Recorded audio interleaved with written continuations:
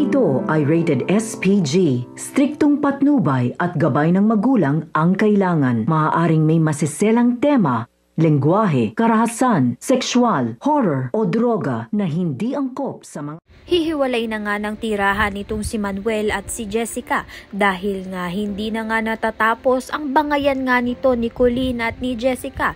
Dahil dito desidido na nga silang lumayas. Kasama nga nila itong si Felma na maghanap nga ng rerentahan nilang bahay.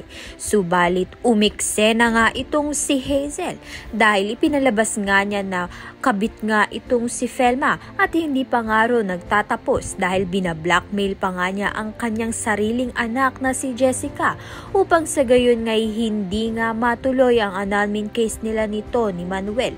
Subalit alam nga ni Jessica na mahal nga ni Manuel itong si Felma kaya naman nga hindi nga siya sang-ayon na pigilan nito.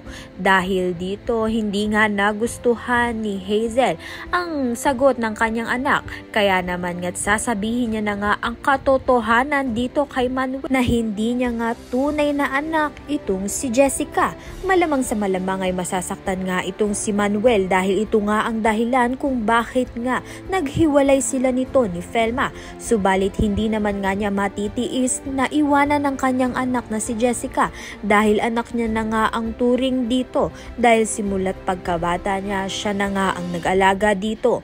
Kaya naman nga't yan at iba pa ang dapat nating pakaabangan. Maraming salamat sa iyong panonood.